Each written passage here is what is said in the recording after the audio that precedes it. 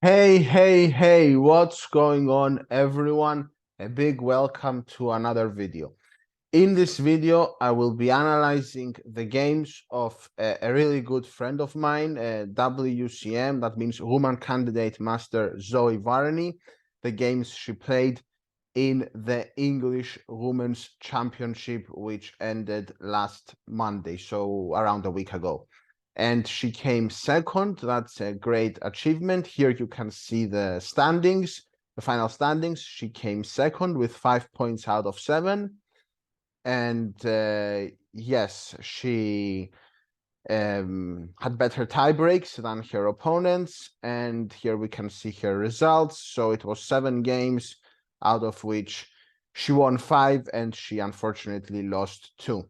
So I'll be going over all the games. She's a really good friend of mine. I'm really grateful for her. She supports my chess and I support hers, definitely.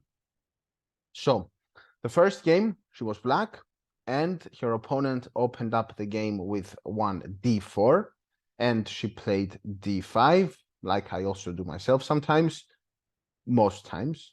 And her opponent went knight f3, so trying to stay flexible, knight f6, which is also my favorite move in this position, and c4. Now here, myself, I am a big fan of the queen's gambit accepted.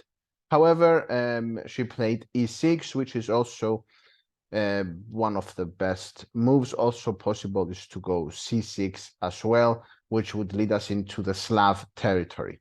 So e6, yeah, well-known position. And now e3. Okay, e3 is a bit of a sideline. I mean, the main move here is either knight c3, which is a position in which black has a wide number of options. For example, there are Gozin, the Vienna. The Vienna now, it's also popular with b5. There is also c5, the semi-Tarrasch. There is a6, which recently became a fashion. There are, of course, the classical moves like knight bd7 and bishop e7. h6 also became popular recently, and I don't know if I'm forgetting anything. Oh, someone else played knight e4 as well. So you name it. And of course, c6, which is leading us to the semi-Slav territory. So many options after knight c3. Of course, there is also the Catalan, another very topical opening at high level that also featured in even the World Championship match, maybe not this one, but the previous one. And of course, there is also bishop g5, an interesting move that another friend of mine likes to play. And here again, black has many options: take on c4, bishop e7, knight bd7, c6, bishop b4, h6, many options. But e3 is also possible, perfectly playable move. I mean, the only downside of this move is that it shuts in the dark squared bishop, but sometimes that happens in these openings. So she goes c6, and now this is Slav territory after knight c3. This is semi-Slav territory. This is the Meran variation. To be honest, I have not played this with either colors, so I'm not the biggest expert on this variation because, yeah, with black, I usually play the Queen's Gambit accepted, while with white, I am mainly a 1e4 player. So knight bd7, yes, this is the main move. Bishop d3. Okay, instead of bishop d3, there are other options too. There is queen c2, there is b3, and there is also, I think, this crazy idea with g4, but it might not be right now. I think it's queen c2, bishop d6, g4, this crazy gambit. And if knight takes g4, rook g1. Yeah. Okay. Bishop d3 was played. Recently, there's this recent fashion that they go bishop e2, and after takes on c4, they go a4, so that the bishop isn't attacked. Okay, takes immediately. Bishop takes back, and now b5. Okay, b5 is a standard thematic idea in this position. Why? Because it hits the bishop, so it expands for black, it grabs space on the queen side, and now the bishop goes back to d3. Why to d3? So that it's looking at h7 in case black castles short, and also to facilitate the move e4 later on, or sometimes even knight e4 can be a typical idea in these positions. Now, why did black surrender kind of the center? Well, in order to improve at chess, one of the most important things you need to look at is which is your worst piece. If you are stuck sometimes in a position, you should ask yourself which is your worst piece. And here it's obvious that based on the pawn structure, based on all the central pawns on c6, d5, e6 being on light squares, the bishop on c8 is black's worst minor piece.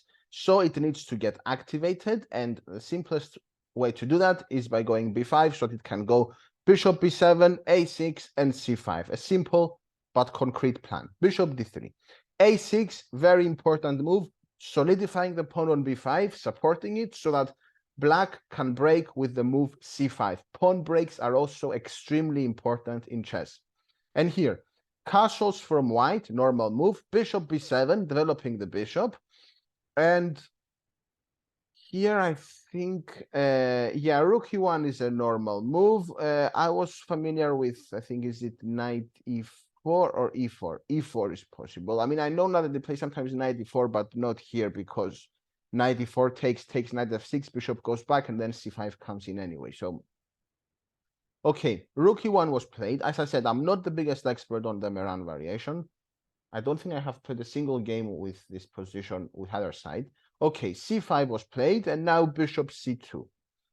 So black achieved what they wanted to achieve by breaking in the center, and now queen c7, typical move, good square for the queen. Rook can come to d8 or c8 as well, flexible, and the bishop can go either to e7 or d6. Maybe d6 is a bit more ambitious, let's put it that way. Queen e2, okay, black is already better. Bishop to d6, the most active square for the bishop. And of course, there are ideas now like bishop takes f3, queen takes f3, bishop takes h2, king h1, but then the rook is hanging and there is also g3. So yeah, d takes c5. Now it's the heating of the battle. D takes c5, and now bishop takes c5. I guess knight takes c5 is also possible. Of course, just a word of caution. You need to be careful in these positions about the knight takes b5 and queen takes b5, but here it doesn't seem to work. Okay, bishop takes c5, h3. Okay, so it controls the g4 square. It makes a space for the king. And also black doesn't need to worry about some ideas with knight g4, because if knight g4, then bishop takes f3, queen takes f3, queen takes h2, for example. So there are stuff like that as well. Now rook c8, okay. Normal, natural developing move, and bishop d3. Bishop back to a7. Okay, that's reasonable as well, because the bishop is a long-range piece, unlike the knight, and it could also prepare knight c5, bishop d2, and knight c5. Okay, hitting the bishop, and white cannot afford to lose that bishop, so bishop c2. Okay, in these positions, I mean, first thing I would consider would be if b4 works, so that the knight moves and then the bishop on c2 is exposed, but it doesn't seem to work. Castle is natural. King safety is important as well. And rook ac1. Okay, so natural move by white as well. And rook f to d8. Again, that's also natural. Slight edge for black. And the reason black has a slight edge is because both bishops are powerful. White for white, only one of the bishops is powerful. The bishop on d2 is doing absolutely nothing apart from just being a defensive piece. e4, so exactly based on this, based on identifying her weakest piece, white goes e4 in order to give life, give scope to the dark squared bishop on d2, which now can come maybe to g5 and threaten to double the pawns on f6, just pin the knight, maybe also to e3 if it works tactically. Yeah. Okay, e5 was played here, and it's a move that the engine didn't like, but okay, I mean, it's normal. I understand why it was played, because white might want to go e5, which would hit the knight, and the pawn on e5 can sometimes be powerful and used in an attack against the king, or maybe just bishop g5 and the threat of e5. So, okay, e5 was played. However, e5 weakens the f5 square. So here, one possible idea would be knight h4, knight f5. Remember, a knight on f5, like some famous player of the past said, when there is a castled king on g8, is worth a rook. Anyway, bishop g5 was played. It pins the knight on f6 to the rook, and queen e7 prepares now the move h6 without allowing a doubling of the pawn structure on f6. So rook cd1 was played, h6 exactly this, bishop h4, and now black breaks the pin by going g5, and of course bishop g3. The sacrifice on g5 does not seem to work. Also, knight e6 can be a very important resource if knight takes g5, pawn takes, bishop takes, and then knight e6 can be a very important resource with ideas of knight f4, knight g6, for example. So bishop g3 was played, and now bishop b8, which protects the pawn on e5, which was attacked now, and bishop c2, okay, queen e6, queen e3, knight to d7, okay. Rook d2, so white might want to double on the d file, g4, okay, and this move was not liked by the engine at all. As you can see, the evaluation bar has went up, and it seems that white reacted in the right way, because now they get to bring their knight to h4 and from there to f5, and of course the h6 pawn is weak, so black's king side is weak. And now g takes h3 was played, and queen takes h6. So here a deadly threat is knight f5 and queen g7 checkmate. So something needs to be done, and my friend went queen g4, which brings the queen into the defense. So the queen at least protects g7 and can offer a trade of queens by going queen g6. So knight f5 was played, and okay, there is no threat. Of course, there is no threat on g7 for a mate, but there is a other serious threat. Actually, I'm saying nonsense. A knight e7 is a mate threat. So apart from winning the rook, it's a mate threat. So rook e8, of course, has to be played. And here f3 hits the queen. Queen drops back to g6. And a trade of queens is offered. Here it seems that there was a better alternative. I'm assuming it's taking the pawn on h3. Let's check with the engine because I'm a human. Okay, taking the pawn on h3 with the queen to maintain the pressure. Okay. Yeah, because the knight on f5 is very hard to get rid of. And yeah, now after taking, the knight has to leave the f5 square. So that's a concession. And white is not even going to win a pawn because after the knight moves, she will just take on g2. So she's not going to win a pawn. The knight from f5 has to leave. And without the queens, as we all know, it's much, much harder for an attack to be created. So knight goes to d6, which forces bishop takes d6. So at least she gets the bishop pair, which is something, but she could have had much more from this position. And now takes on g2, of course, why not? King takes g2, king f7. It's important to have an active king in the endgame, but also to have a safe square for the king.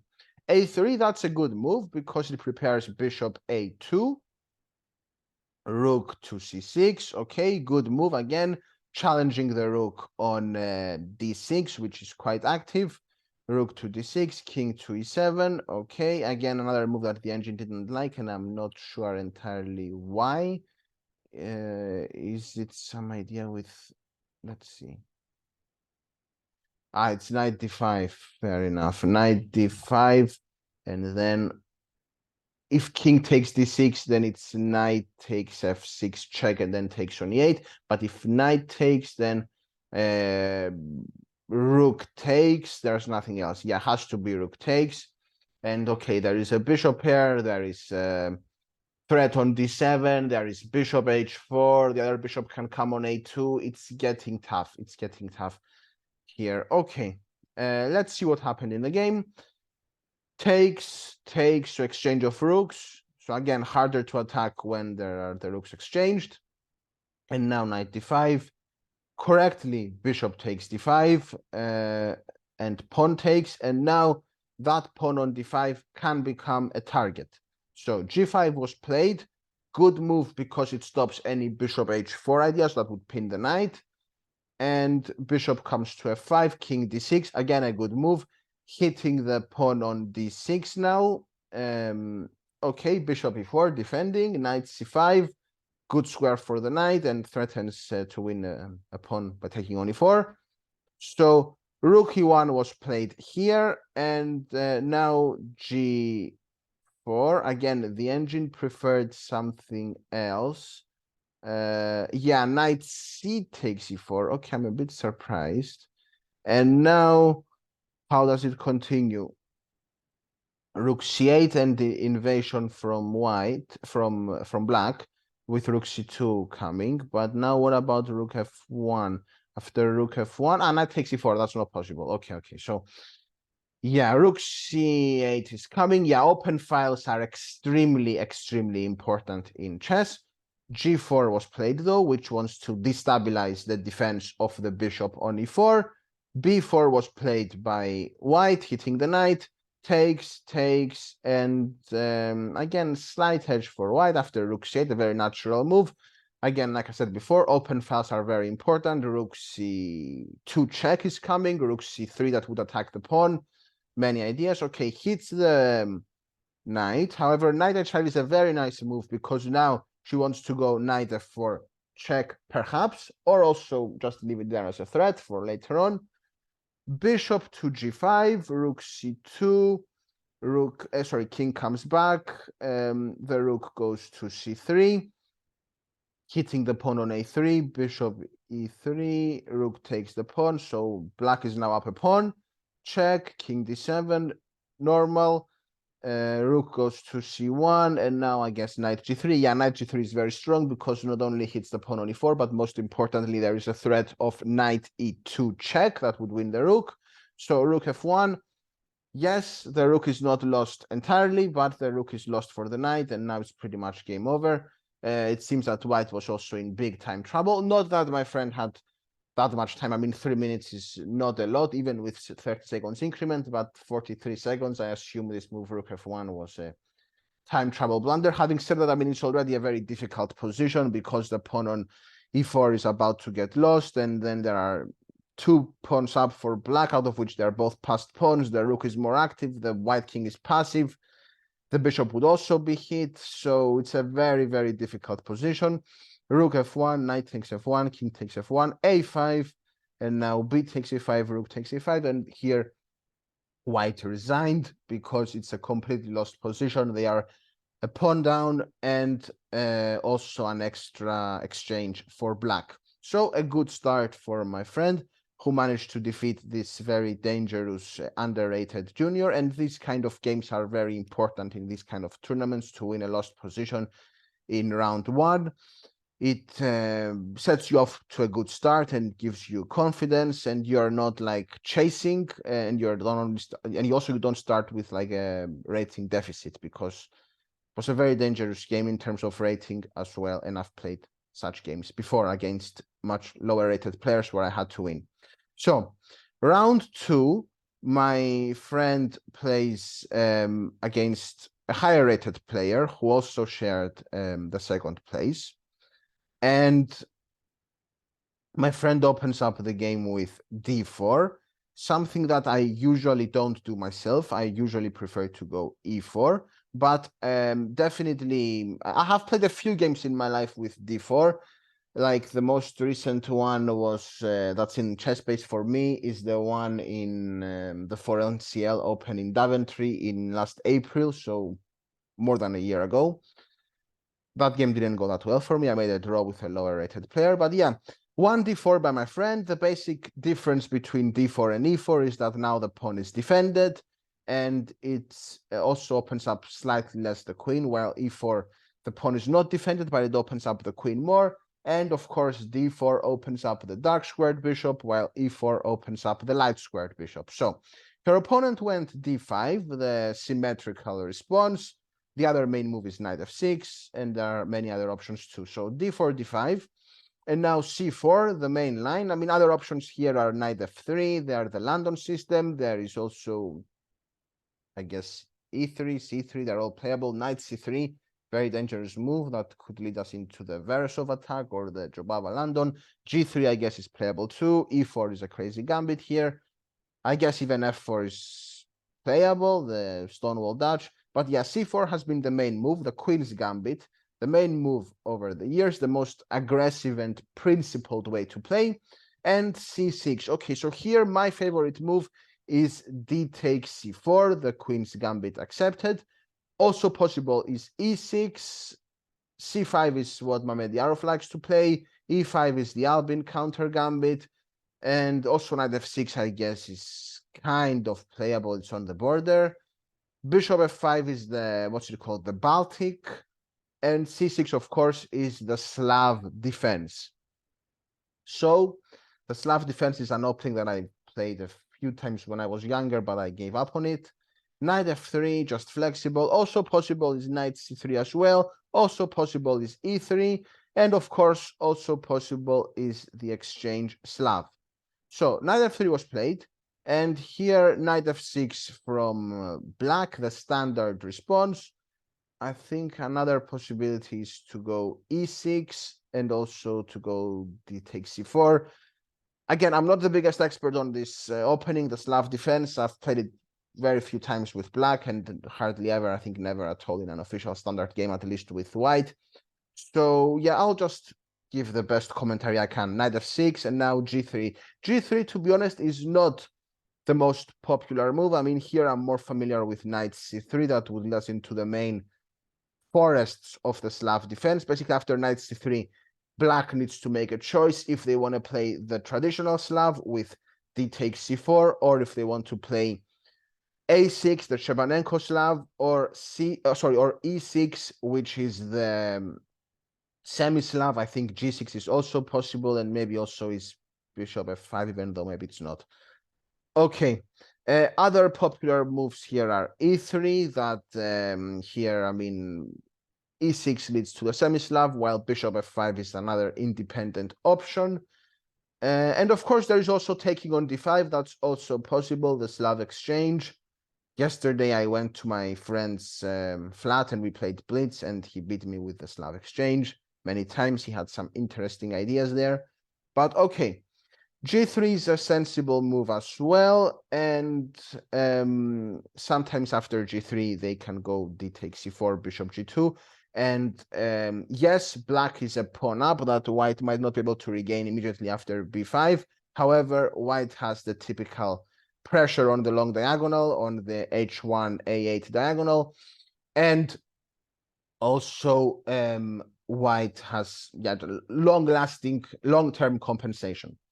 But instead, black played bishop f5 here. That's just another direction. Knight c3, e6, queen b3, queen c7. So also possible, I think, is queen b6, but after queen b6, which is a typical situation in this opening with the two queens facing each other, here c5 is possible and gains space. And after an exchange on b3, then yes, white has doubled pawns, but white also has a very simple plan of going b4 and b5. Just to illustrate this, even if this happens, b5 is a good move here because the pawn is pinned.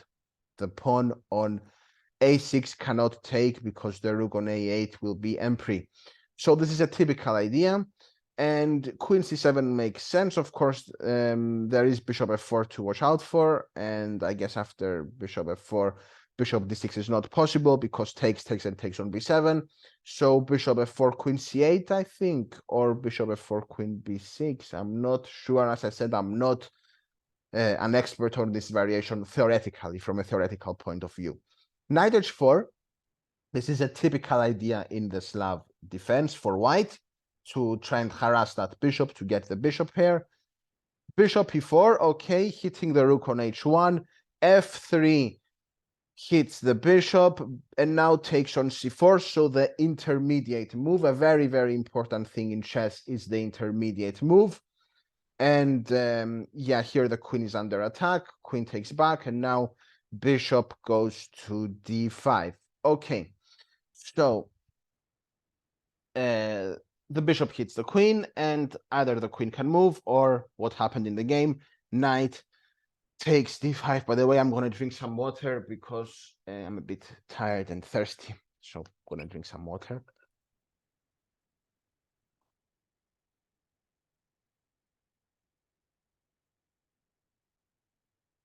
I really like drinking water, and I'm proud of myself for quitting alcohol since last August. Anyway, back to the chess. Knight takes d5. And now, of course, it has to be either knight takes d5, which does surrender the center, or e takes d5, because, of course, if c takes d5, the queen on c7 is m3. So e takes d5, queen c2, and g6. G6 is natural move because it prepares bishop g7 and also stops the knight from coming to f5, where it would be very, very dangerous potentially. Bishop g2, normal move, just develops. Queen b6, which hits the pawn on d4 and also keeps an eye on b2 as well. Bishop e3, okay, bishop b4, and the typical idea in these kinds of positions, of course, bishop d2 is not good because of queen takes d4, so king f2, very natural move, connects the rooks, the bishop stays on a good square on e3, and the b4 bishop can be hit later on by a3. So castles was played, and rook d1, a move that offers extra protection to the pawn on d4, and rook e8 by black. Okay, so potentially rook takes e3 as an exchange sacrifice could be an idea, even though I'm struggling to believe it works here in this position. Of course, there is also the follow-up with c5, but I mean, with the knight sitting on b8 and the other rook not in the game, I'm struggling to believe this can work. Also, the f3 pawn is very, very important in protecting the white king, because, yes, the f3 pawn stops knight e4 and also knight g4. So, okay, bishop g5 hits the knight on f6 and bishop e7. After bishop e7, this retreat. Anyway, the bishop wasn't doing much anyway on b4, so it's an economical way to defend f6. Still, maybe knight d7 was more natural. Of course, maybe they have ideas of going knight a6. I don't know. Bishop e7 was played. King g1, okay, just taking back the king to a safer square. And now c5. So, okay, this was the plan of black. They delayed moving the knight because now they might want to bring the knight to c6, just a more active square. So d takes c5 was played, bishop takes c5, and of course king h1.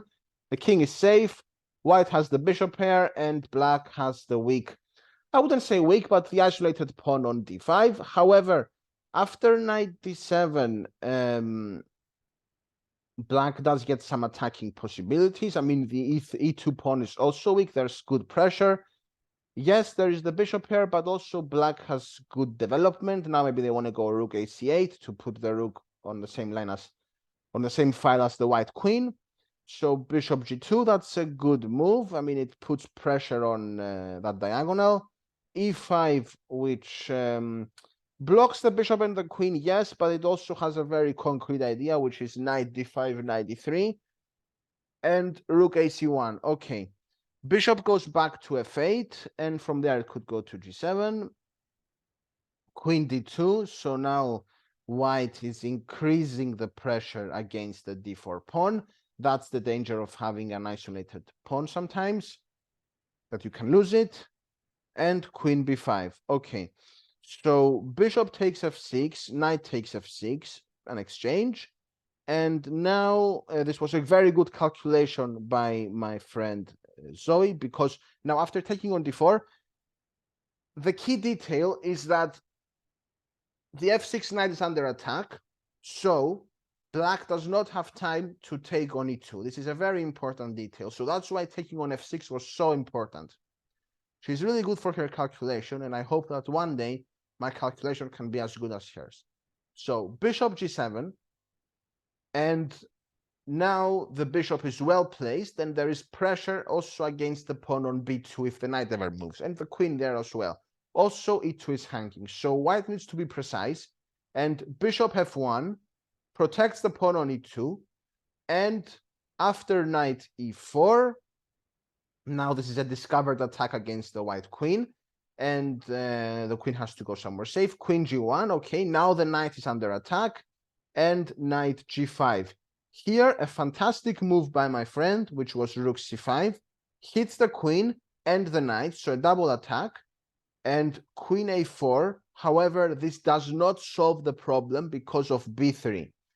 This is the intermediate move, but it's not good enough because after b3, the queen is under attack and the queen takes on a2, and now rook takes g5, and after queen takes b3. Okay, there are two passed pawns on the a and b files. Not easy, definitely, but white has an advantage. And based on this material, like having one pawn for a knight, it would normally show more, the evaluation bar, than 1.29. However, because of the power of the passed pawns and the power of the fianchetto bishop, this is not a trivial position at all. And personally, my main weakness in chess is my bad technique. And I'm not famous for converting the advantage. So well done to my friend who won this game. And maybe I can learn a bit about how I can improve my technique. So rook g d5, okay, a5 by black. I mean, what more natural to push that pawn? And yeah, the black prefers to push the a pawn and not the b pawn for a very simple reason. By pushing the a pawn, that a pawn is going to land on a1, and a1 is defended by the bishop on g7. Also, the queen is not in the way. While if they pushed the b pawn, the queen would have to lose a move to get out of the way. And time is very important in chess and in life as well. So a5 was played. Rook goes back. Rook 5 d3 hits the queen. Queen goes to b4. And now e4. e4 activates the bishop 2, which can be very important later on. a4, and now queen f2. Okay. Bishop b2.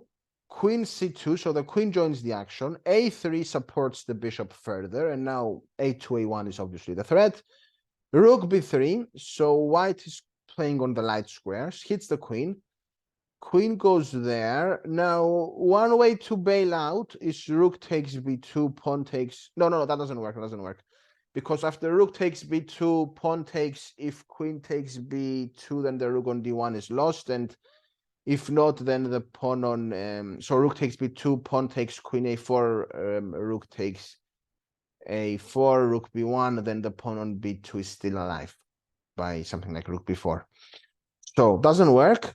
Bishop b5, though, is a fantastic move because the queen is under attack and also the rook on e8. So, even though she was very low on time, and also her opponent didn't have that much time either, my friend played really well in time trouble, so well done again. And now queen takes b3 was played. Okay, I mean, here it's probably lost because if the queen moves, then, for instance, I mean, to keep it simple, maybe takes... No, I messed up already. And here, okay, yeah, so if takes, then what? Rook is c8. Okay, maybe then just take. And if this guy pushes, we take the bishop and we're winning. And if they take here, I mean, now we can do this, I guess, because now we're completely winning. And it's important when you're winning to keep it simple, to eliminate the counterplay, and also to when you're winning, when you have you're ahead in material, an advice I can give is you can give some of it back. So okay, queen takes b3, and now rook d8, and the idea is okay, rook takes d8, and there are some still threats. I mean, there needs to be care because the pawn is there, and you need to be careful until the end. In chess, one thing I can say is that it's not over until it's over. That's one thing I've learned over the years. Bishop c4, rook d7, bishop d5. Okay, very important to have your pieces protected because now the bishop on d5 is defended by the pawn on e4, and the pawn on e4 is defended by the bishop, and it blocks the open file for the rook. And after rook c7, a typical example of how this can go wrong is knight g2, rook c1, knight e1 takes, and we lose the knight. So you need to be careful. Bishop c4, rook d7 by black, who wants to try and invade on the d file, and now f4. Okay, rook d2, and bishop takes f7, king f8, and queen b4. Very nice move because now after king takes f7, queen takes b4, and the key detail is that after a2, We can take the bishop. We can also go queen d5 as well, but we are completely winning. So a great result by my friend who won this game and moved on to 2 out of 2. And she beat a higher rated player over 2100, something that I don't achieve every day myself. So well done to her. And now we're moving on to game 3. Game 3 was unfortunate because my friend lost. And this time she was black, again with a lower rated player who opened up with 1c4. And yeah, after c4, many moves are possible, like knight f6 was played in the game, g6 is possible, f5 is possible if you're a fan of the Dutch, e6 is possible, e5 is possible, d6 is possible, d5 is not good, so I'd recommend stay away from it, c5 is possible, c6 is possible if you like the Caro-Kann and the Slav, b6 is a decent move as well. I guess knight c6 is playable too. You name it. So many options. And my friend went for c4, knight f6. And here, knight c3. So this is exactly what was played in the World Championship match between Ding Liren, who had white, and Jan Nepomniachtchi, who had black. And here Nepomniachtchi went e5.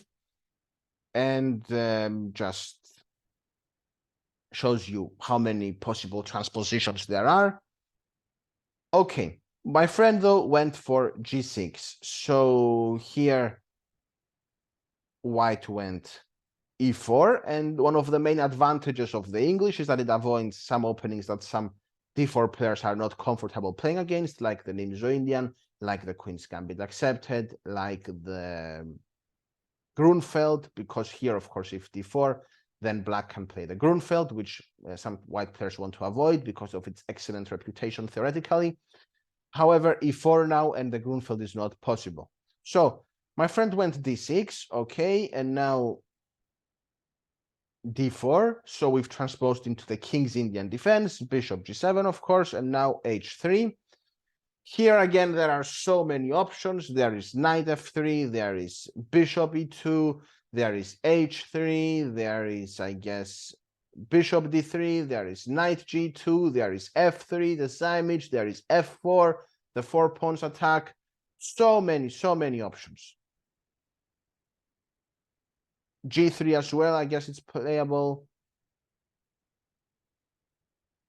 Okay, h3 was the choice of white, castles, and now I'm more familiar. I think I consider it more trendy, the move bishop e3. But knight f3 was played, and e5. e5 is a typical move in the King's Indian. And okay, d takes e5 was played, so maybe one way to avoid it would be to go knight d7. That's also possible. Or you can just say, I don't mind an equal endgame. I'm going to try and win in the endgame. And at the end of the day, having an equal position with black is absolutely acceptable. It's an absolutely acceptable outcome of the opening. And to be honest, if you really want to improve as a player, you need to sometimes learn to grind in the endgame. So queen takes d8, rook takes d8. I mean, there are many possibilities here. c6 is a very good move because it stops access to the knight on c3 from the b5 and the d5 squares. Bishop e2. Okay, normal, developing. Knight a6. Often the knight goes there in the King's Indian, heading either to b4 or c5, where it would hit the pawn on e4. Castles, and like I said, knight c5, which hits the pawn on e4. It's attacked twice. Bishop d3 defends it. Knight takes d3. Rook takes d3. So yes, black got the bishop here. However, this was the bad bishop for white based on their pawn structure with pawns on e4 and c4. So h6 was played by black, just asking the bishop what its intentions are. Does it want to take on f6? Does it want to retreat? And it goes back. Now g5 is a possibility too, but g5 would lead to bishop g3, where the bishop heads where it wants to head because it increases the pressure against d7. So instead, knight h5 was played, another typical idea in the King's Indian, which again is an opening I've faced only once, and I've never played myself in my entire life. So again, I can only give limited amount of commentary on the theoretical details, but knight h5 is typical. Also, it unleashes the bishop from g7 to protect the pawn on e5, and knight f4 is coming too. Bishop g3 was played, and now knight takes g3, h takes g3, so two bishops against two knights. This should favor black. Bishop e6 is just a very natural move, hitting the pawn on c4, b3, and now rook d8. Rook d1, an exchange of rooks, and the king. Very important, like I've said before, to have an active king in the endgame. King f2, king e7, knight a4, b6, and now g4. Okay, f5. So black is following the advice of opening up the position when you have two bishops against two knights, or when you have the bishop pair in general, because the bishops are better usually in open positions and the knights are better in closed positions. So f5 is a very typical idea in the King's Indian. Usually it's linked with a mating attack against the white king, but here it's more for the endgame to activate the bishops. Knight c3, okay. And now f takes e4, knight takes e4, bishop f5, the knight is pinned, rook e3 unpins, and now king e6, activating the king even further, protecting the pawn on e5, which means the bishop is free to move. Knight g3 hits the bishop, bishop b1 hits to win a pawn, a3, rook to d8, and knight to h5 hits the bishop. Bishop, of course, has to go back to a safe square to h8, and now g4. Okay, that reasonable move, supports the knight, and now rook d3, which was a very, very unfortunate blunder after knight f4. And yes, my friend had was low on time, but yeah, it can happen to anyone.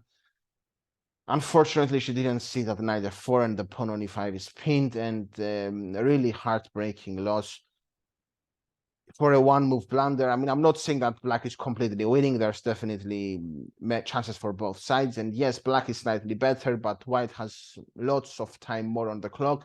I would say three results were possible, but unfortunately, rook d3 entered the game quickly. And black, unfortunately for my friend, saw knight f4, and now it's just game over because it's a whole rook down after the king moves. Knight takes d3, bishop takes d3, rook takes d3. And it's a whole rook down. I'm wondering, just one moment, if there knight takes, bishop takes, rook takes here. Maybe here, I mean, they can do this. Okay, and there's no check. So if takes the bishop. Yeah, so I was thinking if they could at least take the knight, but that's not possible.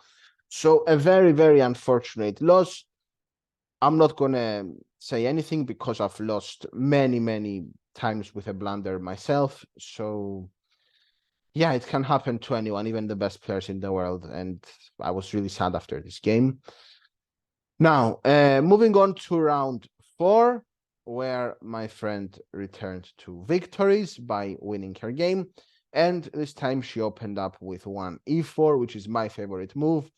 G6, d4, bishop g7. Now, personally, I prefer the strategy with knight f3 here, and you can see that from my games in ChessBase. It's not a secret, but yeah, my main philosophy is to put a pawn on c3 and block the bishop from g7. I only bring the knight to c3 if I am forced to, like in the Peart's defense, where I have to protect the pawn on e4. But here, because I'm not obliged to, I would prefer knight f3 and play differently, but that's just a matter of taste. Knight c3 is also a perfectly playable move. I mean, to be honest, my style is more positional, and yeah, knight c3 is like the more tactical way to play. Knight f3 is the more positional way to play. So a6 by black, which you might be wondering why move the rook pawn, However, it's a typical idea because it's linked with queenside expansion with b5. And here you can either stop that by going a4 or you can ignore that. But if you're planning to castle long, then you might not want to go a4 because you usually don't move the pawns on the side you've castled your king.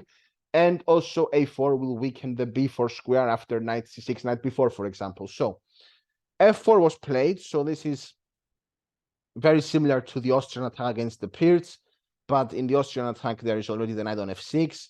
So, okay, f4, very aggressive way to start the game by my friend. d6, bishop e3, b5, and bishop d3. So, very nice, harmonious piece development. Both bishops are activated on very good squares. And knight f6, e5 hits the knight, and the knight comes to g4. Okay. The big question here is if you should go h3 to stop knight g4 or not. But e5 was played after quite a bit of thought. Knight g4 and now bishop d2. So the knight on g4, of course, can become a target now with h3. So castles and queen f3, very interesting move. Of course, it hits the rook on a8. Not that many options. I mean, c6 is quite passive. So rook a7, which, okay, prepares bishop b7 at the right moment because the knight will be en pre on g4. So f5 was played, and now after f5, the knight is under attack. I'm just curious what would happen after this. Is it f6? It must be f6 or something. What's happening after f6? ef6, yeah, ef6. Because if queen takes, we swap off the queens and we take h6. Bishop g4, okay. Queen f2, and now what? Rook e8 is a check, okay. We can go king f1, for instance. Now the evaluation changed in white's favor.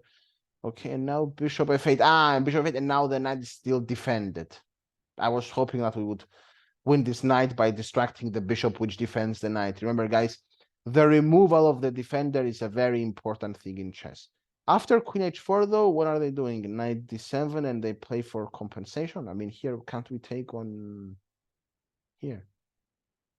Bishop h6, and now can't we take either of the bishops? Queen g4, and now what? Knight f6.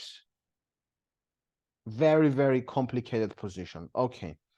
I just showed some engine lines. Okay, d takes e5 was the choice of her opponent, and now she can take on g4 like she did, and now e takes d4, hits the knight, knight drops back to e2, very natural to be near the king, and now c5, which just gains space. Of course, black has two pawns, and it's not over or anything like that, but white has the advantage. Queen g3 hits the knight on b8. Bishop b7 defends it by connecting it with the queen and activates the bishop on the long diagonal. Takes on g6, h takes g6, and now knight f3. Okay, knight d7, knight g5, which the very deadly idea of going queen h4 and mate on h7. Queen c8, castles. Castles is very important. Not only the king is safe, but the rook is very active and very dangerous on the f file. So queen h4, and if knight f6, then there is rook takes f6. So knight f6 was played, and now, okay, I'm assuming if queen h4, what would be played there? Queen g4. Okay, there is queen g4. So my friend goes for blood, and knight takes f7, so she sacrifices back the extra piece for two pawns. So material now is equal after bishop takes g6. The rook is hit, the rook goes back to f8, and now h3, which is very important because it stops queen g4. So my friend has played a fantastic game in this one. Queen c6, which, okay, keeps a mating threat against g2. And now rook a e1, e5, and now rook f5, which hits the pawn on e5. Of course, the queen cannot take on e5 because of the mate on g2. Rook f5, bishop a8, rook takes e5, queen d6, knight f4. So all the pieces are in the party. They are in the attack. Both the rooks, the bishops, the queen, and the knight. Maybe the bishop on d2 not so much, but it can come to h6 later on. Knight d5, rook e6 hits the queen. Queen goes back to c7. Queen h4 with a mating threat on h7. bishop f6, and now, okay, queen g4, threatening a discovered check against the black king. Knight takes on f4, bishop takes f4, hitting the queen. Queen goes to g7, and now rook to e8, rook f7. Okay, here the threat was what? I'm assuming rook takes f8, king takes f8, rook e8 is made, and if rook takes f8, queen takes f8, rook e8 wins the queen for the rook, which is completely winning. So rook goes to f7, bishop takes f7, the rook can take, the queen can take, so the king takes, and now rook e7 check, bishop takes, rook takes, and black resigned. Probably she had enough after king takes e7. Queen takes g7, hits the queen, and now it's just completely winning for white. I mean, the only way to stay in touch with the rook is here or rook f7, but if rook f7, then there is bishop g5. If here, then there is bishop d6. I mean, it's just hopeless. Many other ways to win here. I mean, here there are numerous ways you can win. So, okay, it was a fantastic game. I mean, I felt really proud of her when I watched this game. She played extremely well against a very strong opponent. So, well done to Zoe for a fantastic game. And now it's the second highest rated player, the second higher rated player than her that she beat. So, already a great achievement, and 3 out of 4. So, we are moving now to game 5, where she had the white pieces, again with a higher rated player, but maybe not that big of a difference. Okay, and here she opened up with e4 again, like the previous game. So a double white for my friend, but that can happen in the Swiss system, and also a double black. What cannot happen is a triple black or a triple white, only in the last round.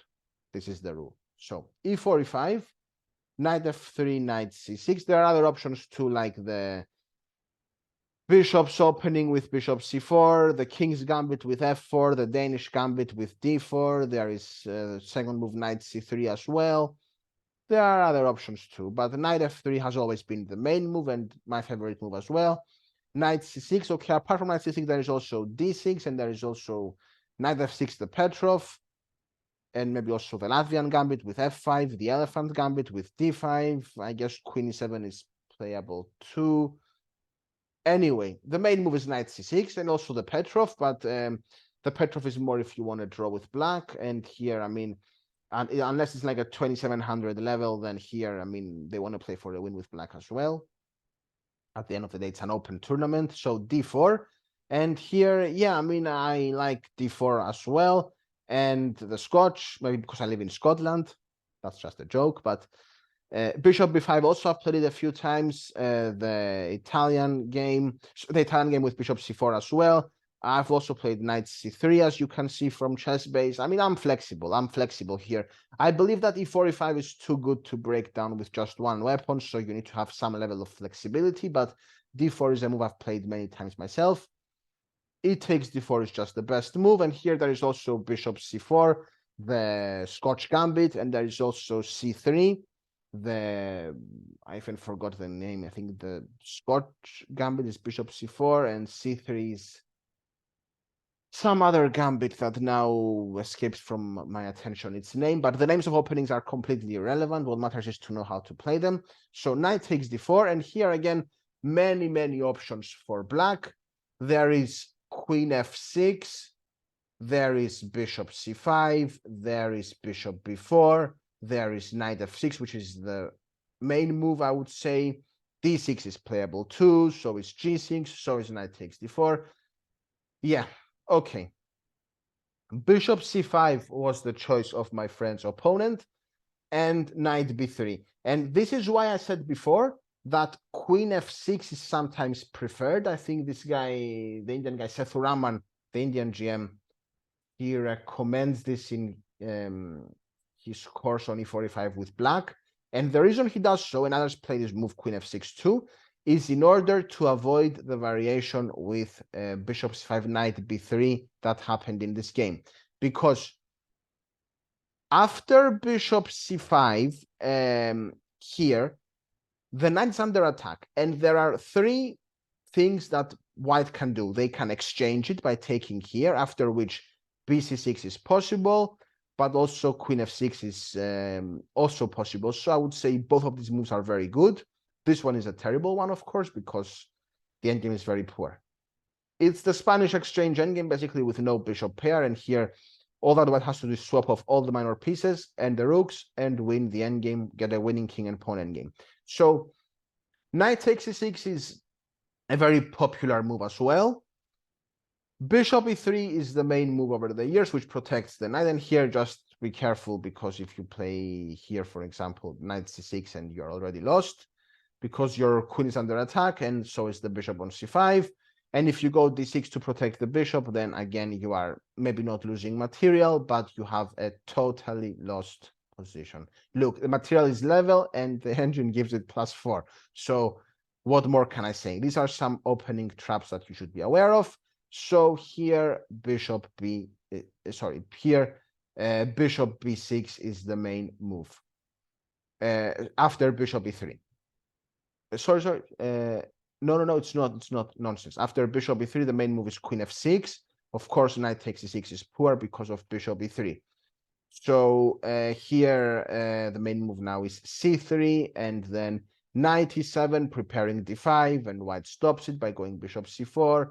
And now I think they go castles, or they go queen g6, hitting the pawn. I'm not sure. d6 is possible too, I think. But yeah, bishop c4 is important to stop the freeing move d5 from black. I'm not an expert on this variation personally myself either, with both sides. Okay. After bishop c5, though, knight b3 was played in this game, and now here bishop b4 is also possible, but bishop b6 was played by black. Maybe slightly better is what was played in the game, bishop b6. Okay, so knight c3, very normal. Also queen e2 is possible. Knight c3, yeah, and now knight f6. So here black needs to make a choice. Do they want to go d6, knight f6, or knight d7? Knight d7 supposedly is to make the bishop g5 move less powerful, because the pin can be broken with f6. Knight f6 is also a very good try, and so is d6. So knight f6 was played, and here I think queen e2 is possible too, with the idea of going bishop e3 and castles long. But bishop g5 was played by my friend, and h6 was played by black, which immediately wants white to clarify their intentions regarding this pin. And of course, only good idea to take. So bishop h4 was played to keep the pressure. g5 by black, breaking the pin, and bishop g3. Queen e7, which hits the pawn on e4. And f3, very normal move. Also bishop d3, I guess, is possible, and maybe also queen e2 with the idea of castling long. Okay, f3 was played, d6 by black, queen d2 makes sense. I mean, I was more familiar with queen e2 and castles long, but queen d2 is an absolutely perfectly playable move, because prepares to castle long and also does not block the bishop from f1. So maybe it's even better. And my friend is playing this opening better than I am. Okay, a5, which is a typical idea to go a4 and harass the knight.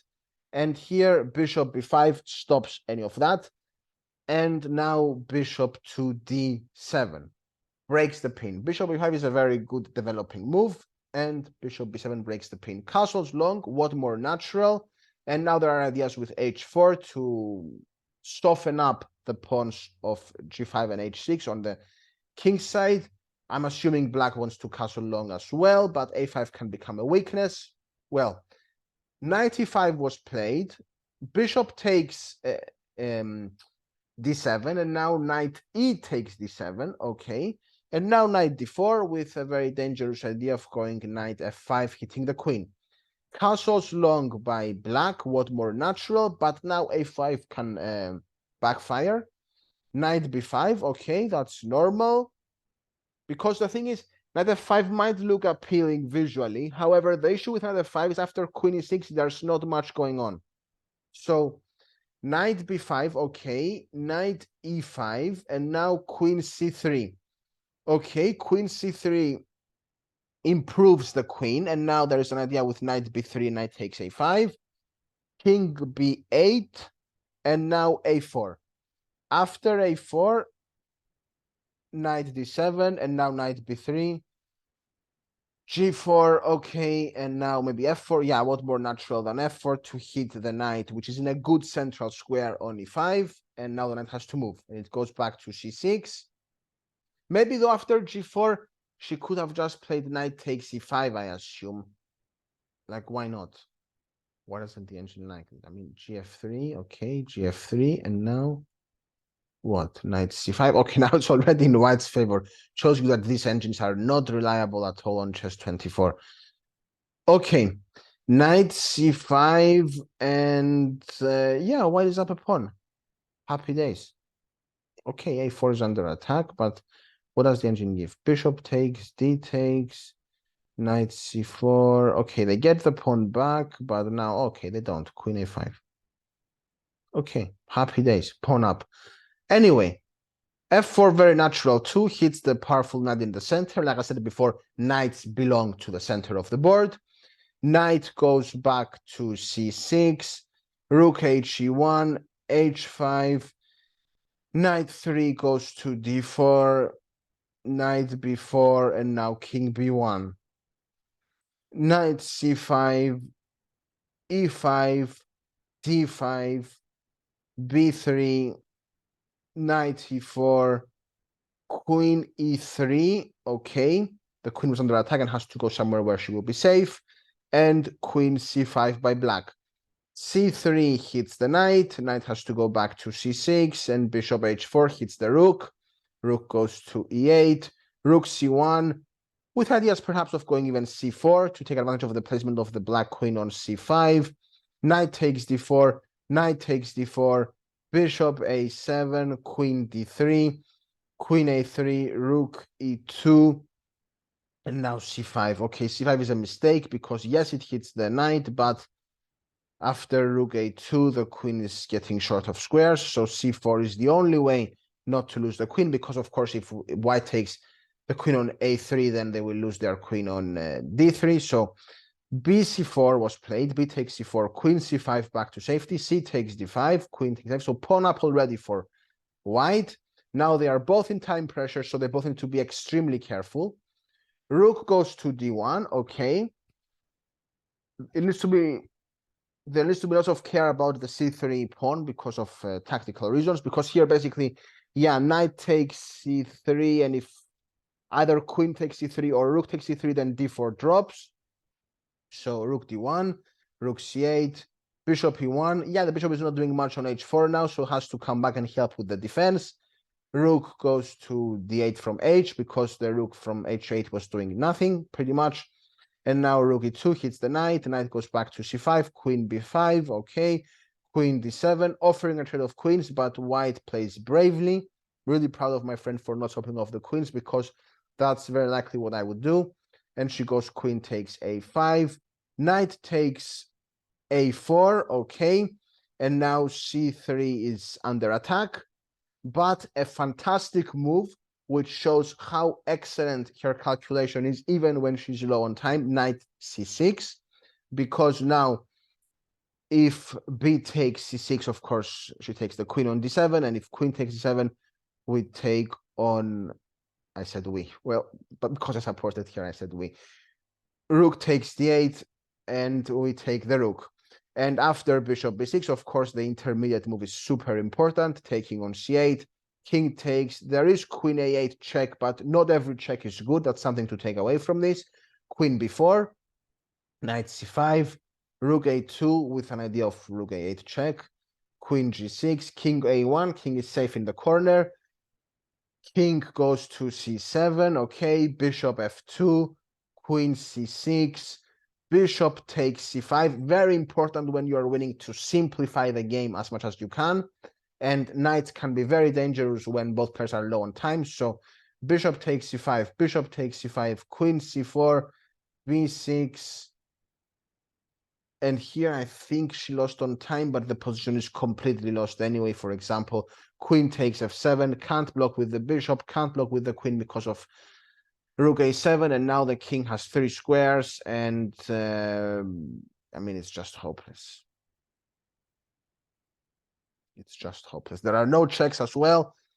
Yeah, many ways you can win this. The simplest is to keep it simple and just swap off the queens, because if here there is just check, here swaps off the queens and game over. And if here okay, I'm sure there must be a win, like rook a7. Yeah, there are no checks. No check on a4, no check on h1. The bishop can't give check either. Now there is a mating threat. Game over. Game over. So if king c8, then okay, yeah, many ways to win. Many ways to win. So a very nice game from my friend, and an inspiration from me, how well she played when she was low on time, how good her calculation was. Yeah, I was very impressed. And the third higher rated player that she defeated so far in this tournament. So next game is round 6, where my friend was playing on the top board, and she was on 4 out of 5, and she has black against another higher rated slightly player. So e4, e5, knight f3, knight c6. Yes, there are many options here. There is the Petrov, I've said that before, and also d6 and other options too, but I'll just stick to what happened in the game. Bishop c4 is one of white's 4 main moves. The other ones are the Spanish with bishop b5, the Scotch with d4, and also knight c3, which can lead to the 4 knights territory. Knight f6, the other main move here is bishop c5. If there is one thing I like personally about the Italian for white, is that black has only 2 moves that equalize, bishop c5 and knight f6. So it cuts down the workload. My friend chose knight f6, okay, and here d3. There are 3 good moves in this position, d3, d4, and also knight g5. Knight g5 is a very passive move by white, because yes, they grab a pawn, but they go on the defensive and black seizes the initiative. Knight c3, you are asking me, why not? It's a natural move, it brings a piece out. It might be, however, it doesn't work, because after knight takes e4, black is just better. After knight takes e4, there is d5, a typical idea in other openings too. So d3, okay, bishop c5, bishop g5, so an immediate pin. And here, okay, h6 asks the bishop to clarify its intentions. Bishop h4, and now, okay, bishop e7, I guess it's also possible to break the pin, but g5 was played. After g5, bishop g3, and now d6. Okay, knight bd2, just natural development. By the way, guys, I'm really sorry, but I need to go to the toilet. One moment. Okay, I'm going to the toilet. One moment, and I will be back.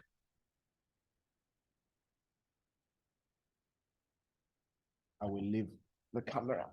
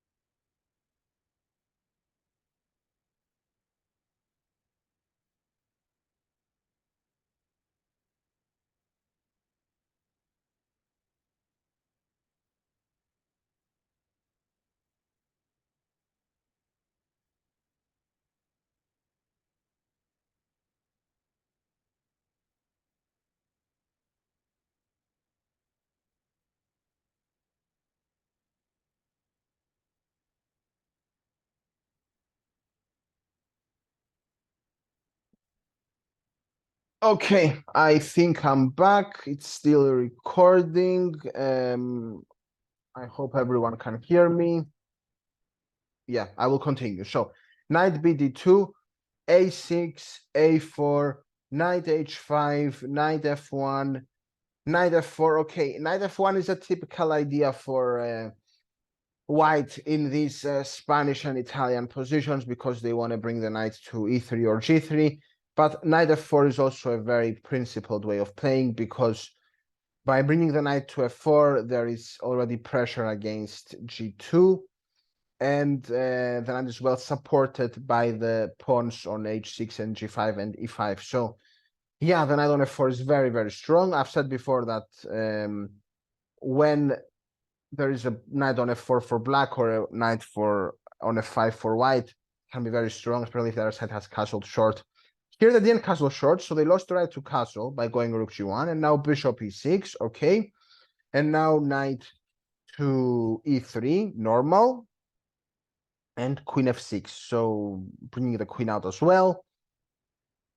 And let's see, knight d5, and here bishop takes d5. Of course, you don't want to lose the knight on f4 because knight on f4 is very, very strong.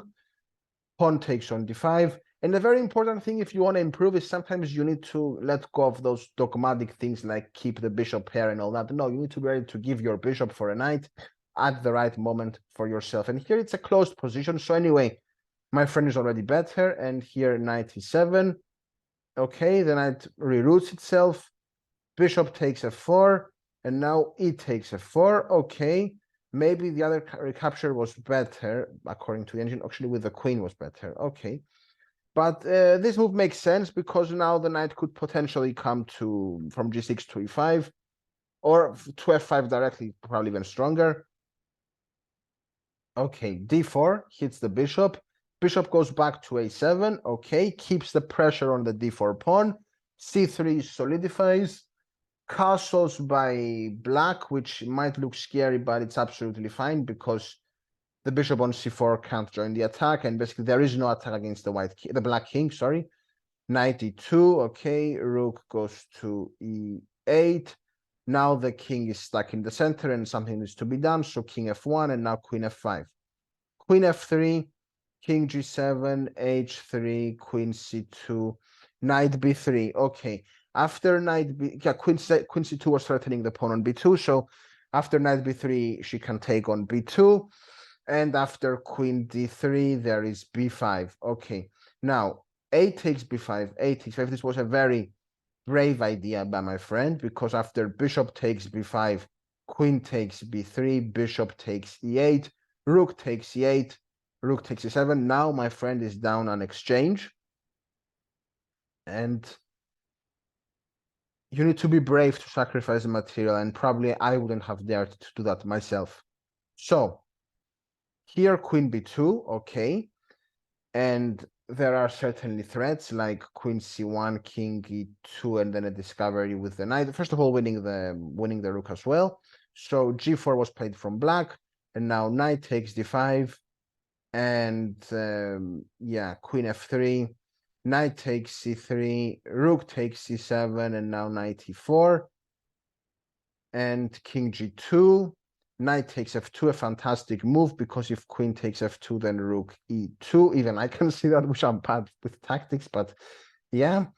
And rook b7 hits the queen. Queen goes to d2 to stay in touch with the knight. Very important. h4. And now knight takes g4, a fantastic move again. A discovered check against the king. King goes to h3, and now rook e3. I remember cheering when I saw this move because I was watching the game live from my phone. So when I saw rook e3, I was very happy. King takes g4, rook takes f3, king takes f3, queen e3 check, king g2, queen e4, king h3, and now queen takes b7, completely winning for black. H takes g5, queen f3. I mean, okay, I can understand why people don't resign because yeah, now takes on g5. I mean, there's not much point in going over the moves, but yeah, you need to be careful only for one thing here, which is stalemate. You shouldn't fall for that.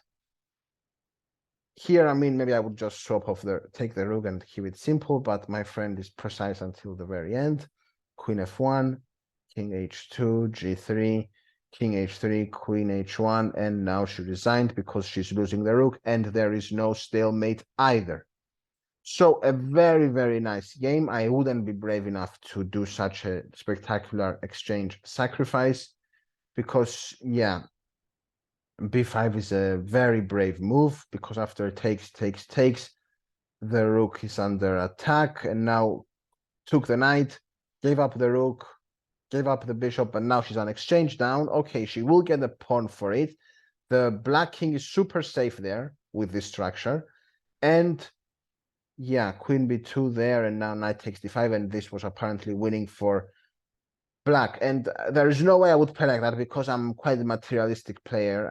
I have this, I would say, medical condition. I can't put down material unless I know it's theory or I've checked with the engine or something like that. But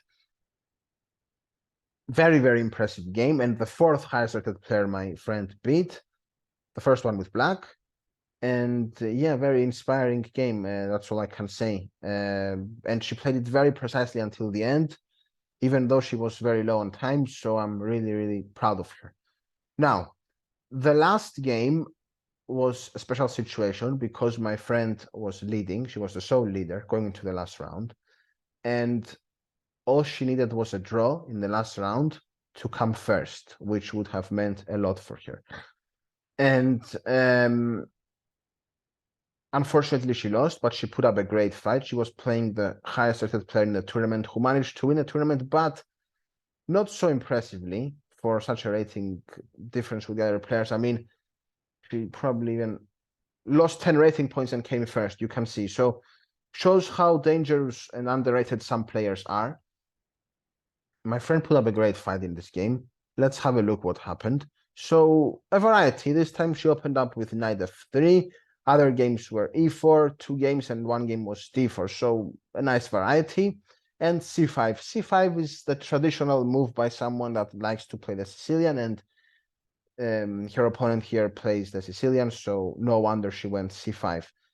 And you can certainly transpose back, or you can play c4 here as well, which leads us to the symmetrical English. But e3 was the choice of my friend. Knight f6, b3, e6, all normal, bishop b2, b6. So Queen's Indian, let's say, setup. g3, okay, here I was more familiar with bishop e2, to be completely honest, but g3 makes sense. Bishop b7, bishop g2. And after bishop e7, castles and castles, we have a very normal position. Double fianchetto by white. I remember one thing that Anish Giri said about the Queen's Indian, and he said it's not a good opening for black. Maybe he meant the variation with g3, bishop b7. Why? Because there are 2 opposing bishops on g2 and b7, and the bishop on g2 is defended by the king, while the bishop on b7 is not. And this can lead to some opening traps. I've made one already about the Queen's Indian. You can find it on my YouTube channel. If you search how to win the Queen's Indian, you can find out about that video, which illustrates this exact theme. So even though usually you don't go g3 and d3 in these kinds of openings, here it's justified.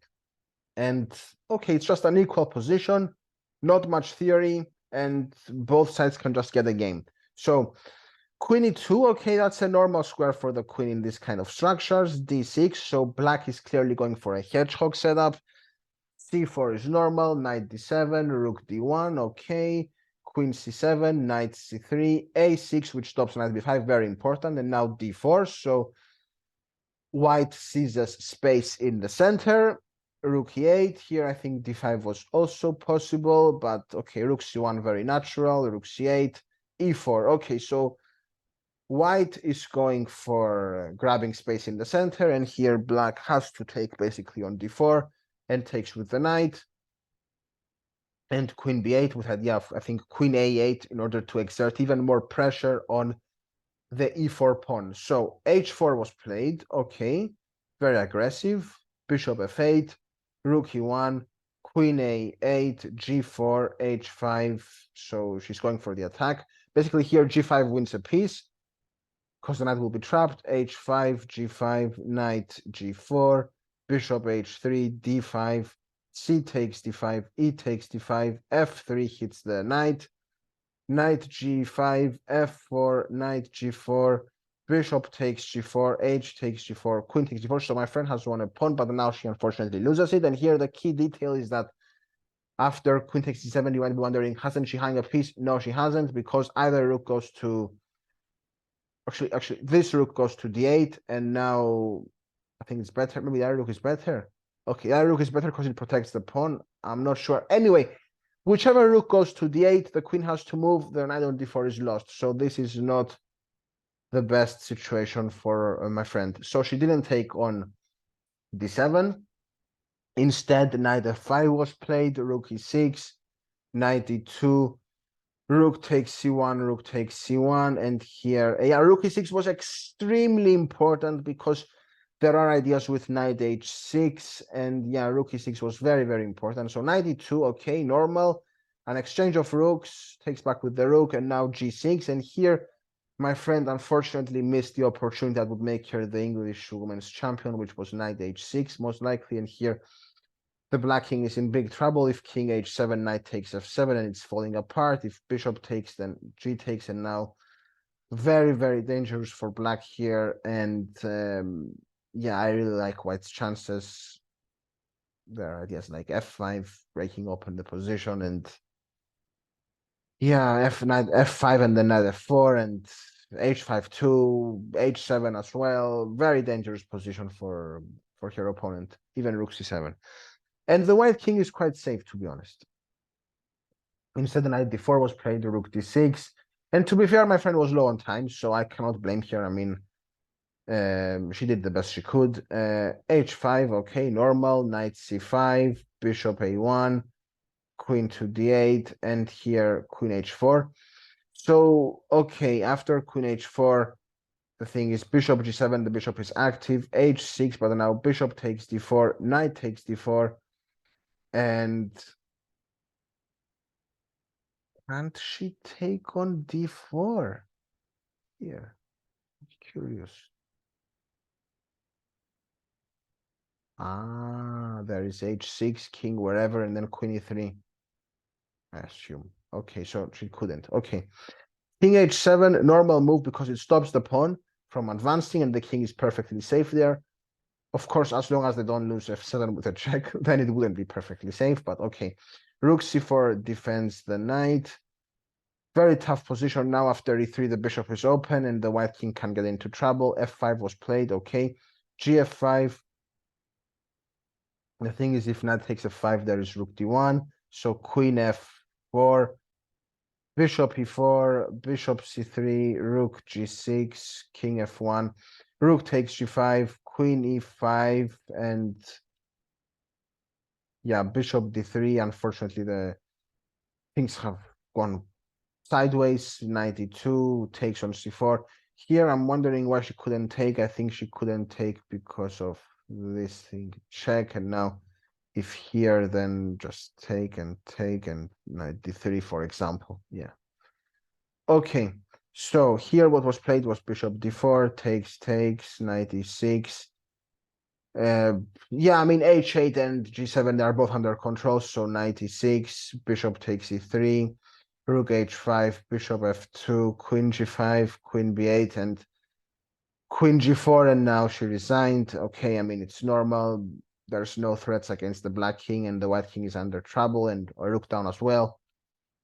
So, okay, it was an unfortunate end, and I was really sad, to be honest, what to do. However, okay, it might have been an unfortunate end, but I'm really proud of my friend because she fought really hard and she was extremely close to come first. Well, eventually she came second because she had the better tie breaks. Here you can see the final standings. She came second, 5 wins and 2 losses, no draws, shows her fighting spirit as well. She beat 4 higher rated players, and also she won quite a bit of rating points, I think 34.4, yeah. So she crossed 2000 as well, which is great.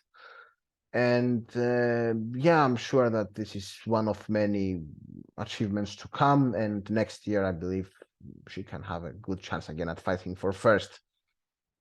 Anyway, I hope you enjoyed the video. I hope you learned something new. I'm really proud of Zoe for her effort, and she played extremely well. The games were very inspiring. I was obviously watching the games and rooting for her, and hopefully I can play this well too, and hopefully one day I can also cross 2000. Anyway, I hope you enjoyed the video. I hope you learned something new. Let me know in the comments what you thought about the video. And thank you all for watching. And if you're a subscriber, I will catch you at the next video, and bye for now.